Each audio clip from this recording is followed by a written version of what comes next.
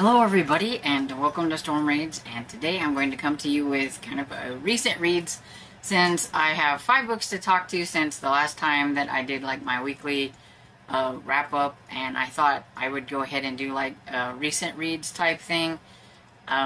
Since today is only Tuesday, I figured by the end of the week I will end up with way more books than I want to do in a weekly wrap up, so we're just going to do a recent reads. And so the first book I have is Dreadwood by Jennifer Killick. This is a new author to me. I just found, because I was watching Gavin from How to Train Your Gavin, and he did a book haul where he got the recent book in this series. And this is a Dreadwood series. It's number 1. It came out last year in 2022, and there's already like 4 books in the series. So lots of good stuff to read already, because I really enjoyed this. It was a lot of fun. It's about Dreadwood there's a Dreadwood High, and this is where the students go, and it's an old manor house that was built onto to make the school. So I mean, it's got kind of a creepy atmosphere anyway. And there are 4 kids in this story, and each one of them get detention. And while you're trying to figure out what is going on with the Dreadwood detention, you're finding out that that's something that maybe you don't want to have, because some really creepy and spooky things happen while the kids are in detention. They have their teacher there that is supposed to be watching over them while they're having the detention. There's the creepy caretakers that are singing or humming the song to Itsy Bitsy Spider. And then, yeah, some really creepy things start happening. We've got Angelo, Gustav, Nara, and Haley. Now, they might go to school together, but they're not friends. But you can bet by the end of this story, they're going to be friends. Because they had to go through quite a bit. While they're there, I think it's Angelo, I think, that witnesses their teacher get swallowed by the earth. So they're, you know, it was like, what on earth is going on? They find out that maybe there are some weird spiders on the premises, and they're these kind, don't ask me to remember what kind, but anyway, I guess they're underground, and they like make traps, so trap spiders and everything, and that's what happened to the teacher. The teacher got in one of those traps, and so they're trying to figure out how to survive their time in detention with these spiders, but they're also starting to confess some things, because it's like, why did these 4 have detention, and what did they do to get that detention and everything? And one by one, as the story progresses, you kind of find out what happened and why they had to do something to get detention. And then once they find like that common denominator between the 4 of them, then they, you know, are trying to figure out what this has to do with them having detention, because they did something that then they got a note saying, I know what you've done, and you better do whatever you can do to get detention. And so all 4 of them had done something, and so you kind of figure out as you're going, you know, what it is and why, and what it has to do with the place, the Dreadwoods place, and maybe the caretakers and all that kind of stuff. You just have to read it and find out. But it does have some kind of creepy spots in it. I mean, the cover is kind of creepy. I wouldn't say that it was like super spooky like some of the other middle grade that I have read, but I do think it's kind of a middle of the road kind of spooky type of book. I really enjoyed it. I thought it was a lot of fun trying to see how these kids were going to get away from these spiders and kind of, you know, save themselves and all that kind of stuff. And it was interesting to see that, you know, here's 4 kids who go to the same school. They don't really have anything to do with each other, and then all of a sudden, you know, they kind of form a bond, and a friendship over what happened while they were in detention. There are 4 books in this series, and I am excited to get to the next one. I might try to get to that one this month since I'm doing my second in September. That one is called Fear Ground, and it looks like it's about a carnival, and it does involve the same kids. So I'm kind of thinking that maybe this is a series that, even though it has kind of a Goosebumps kind of vibe to it, that you might want to read it in order so that you can learn like how they become friends in the first place by reading the first one. But I'm sure that whatever's going to be happening to them, that you could probably read them out of order, but you know how I am. Just read them in order. But anyway, yeah. I can't wait to get to the other ones. I'm thinking maybe if I do 2 this month, then maybe I can do 2 next month for Halloween and everything. And she's got some other books that I'm curious about checking out as well. And so yeah, so I got a new author that I can look into, so that's kind of fun. And then the next one I have is buddy read that I did with my friend Barb. It's Jacoby by William Ritter. It's the first book in the Jacoby series. And this is kind of a, I don't know if it would be considered like an urban fantasy, or I do think it's like an occult detective type of situation, because Jacoby is kind of like a private detective of sorts. He can see things that other people can't see, and he's always looking for an assistant. And Rook, she needs a job. She's all on her own, and she doesn't want to starve, so she needs a job. And it's set in a historical setting too. And she kind of gets thrown into things with Jacoby when she first meets him and all that stuff. And she's really needing a job, and he needs an assistant. And she has no idea what she's getting herself into. But right away, there's a scene that they go to where somebody has been killed. And this one guy keeps screaming how he can hear this really sad song and all that stuff, and it's just driving him crazy. And when Jacoby finds out about that after this person has died, he's like, I need to go check that out. The police don't necessarily like him there. The one chief inspector doesn't really care for him being around. And he kind of sneaks around and gets and talks to the guy that is hearing this horrible sound. He's like grabbing his ears because it won't go away. And you find out that like what they're dealing with, because of, the wailing woman type of thing. And so yeah, it's got that supernatural paranormal kind of lean to it. And basically they're trying to figure out who the killer is, why they find out, like the wailing woman, they know who she is and everything, but she's just kind of the messenger. But she's not the person that's like doing it. So they've got to try to figure out who exactly is doing it. And I thought that was kind of interesting. And with the kind of the lore and stuff with these creatures, like the one creature that's in this one it's not one that I think you see a lot of. So I thought that was kind of interesting. And I'm going all around it because I don't want to spoil anything, but yeah, I thought this is a reread for me, and I remember enjoying it whenever I read it several years ago, and I never did finish the series, and so I asked my friend, I'm like, hey, this would be kind of I think kind of an interesting one, and there's not that many in the series. I think there's like 4 or 5 in the series, so it would be a really quick, kind of easy series read for us. And so, yeah, I'm excited to get on to the next one now, because the next one will be totally new for me. And I'm really curious to see what Rook and Jacoby get into in the next one. I think I forgot to say, but I gave Dreadwood 4 stars. I don't know if I said that, but I gave Jacoby 4 stars as well. It's really fun. And the next book I have is Scaredy Cat by Sophie Ryan. This is the 10th book in the Second Chance Cat series. And this one, even though it is going into like a spring setting, it has a little bit of a nod to kind of spooky season, because the murder is a Ghostbuster.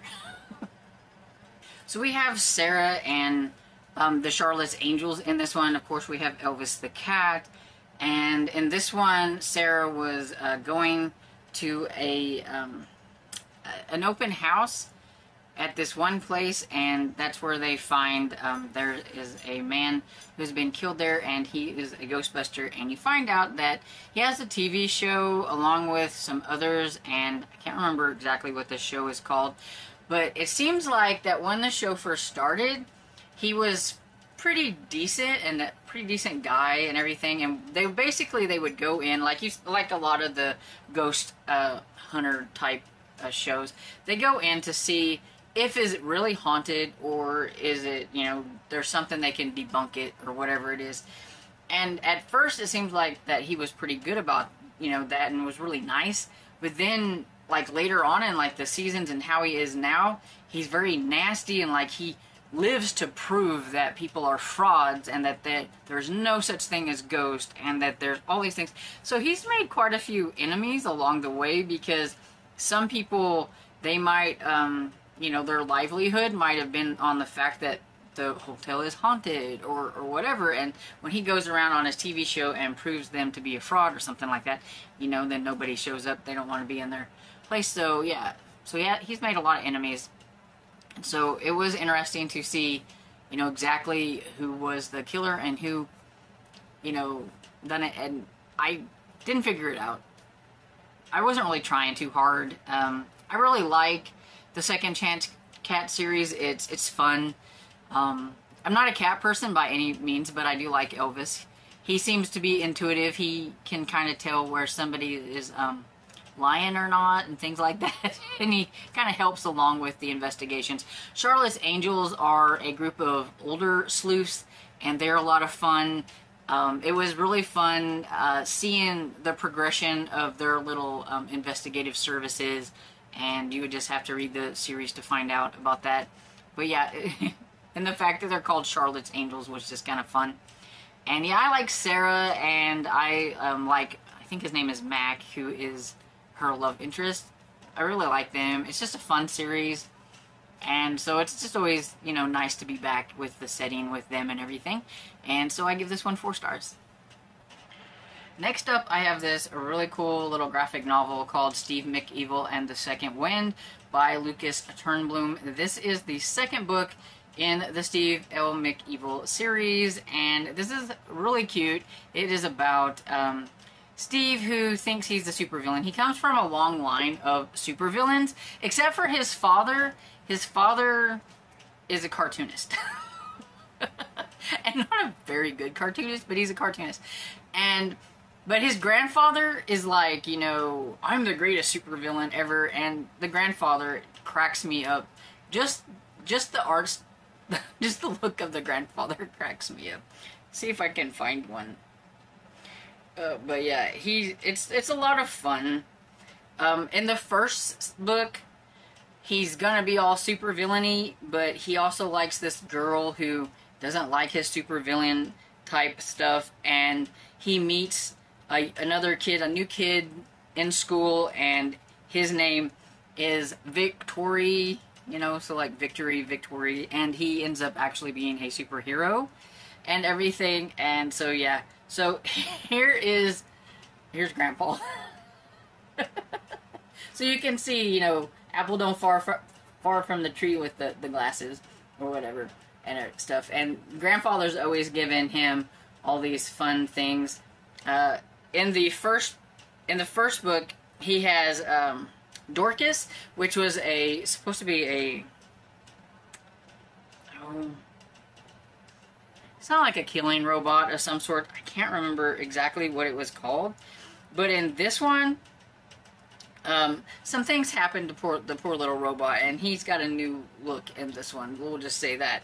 But yeah, the graphics are really cute. I like the graphics and the colors and everything. They're a lot of fun. And this one, Steve him and his friends have won the science fair, and they're going to be going to Washington, D.C. to compete with other people at the science fair. His sister is not happy because his sister actually made something really cool, but the teachers were a little afraid of it. She's more of the evil genius in the family, really, than Steve is. Steve thinks he's going to be like this big supervillain, but he's still more of a superhero than a supervillain. but he has these dreams about his former greats or whatever it is, the supervillains, and they're so disappointed in how he is. So he thinks whenever he goes to Washington, D.C., he's going to be the supervillain, and he's going to do something and steal what he thinks is a treasure underneath the Washington Monument. And so, yeah, it's just cute. It did leave me hanging a little bit at the end. I'm not super happy about that because I do not like cliffhangers. I don't like them in my middle grade books especially, but I don't like them anyway. But so yeah, so now I have to wait until next year to see what happens to the gang with what happened at the end. But I still really enjoyed it, and I give it 4 stars. Then the last book I have is another middle grade book because I've just really been on a middle grade binge. I think I just needed this nice, like, kind of fun, make me laugh kind of stuff after just last month's big push for all the books that I read with the 2 big readathons. This is kind of like my downtime. And so I listened to The Great Pet Heist by Emily Ecton, and this is a new author to me too, and I've looked to see if she has any other ones, and she doesn't. I'm going to have to try to put those on my list to get to at one point. But this series has 3 books out. It is the Great Pet Heist series, and I mean, look at the cover. The cover is basically why I got this to listen to, because it was super fun. 5 hours in. I keep forgetting to say who the narrators are because I have listened to most of these, and I'll just have to write it down because I always forget. Patrice Clark is the narrator for this one, and yeah, so basically you've got these pets. You've got Butterbean the dog, and you've got Walt the cat. You've got Marco and Polo, which are the 2 little rats. And then you have Oscar, who is the bird. And then you eventually meet Wallace, another rat. I think that's his name, Wallace. Another rat. And Chad, an octopus. So it's got animals galore. And basically at the beginning, Butterbean accidentally makes a mess, and his owner steps in the mess and hurts herself. And she's an elderly lady. And so now they're worried because what are they going to do if their owner can't come back and take care of them? They've been listening to this guy Bob and what he's been saying about, you know, shelters and them not being here any longer and stuff. So they're worried, and they want to try to get what they can and find like treasures and stuff like that. And their treasures were quite funny. And anyway, they think if they can get self-sufficient, then they won't have to worry and everything. And one of them actually ends up with a coin of some sort, and they're like, where did you get that one?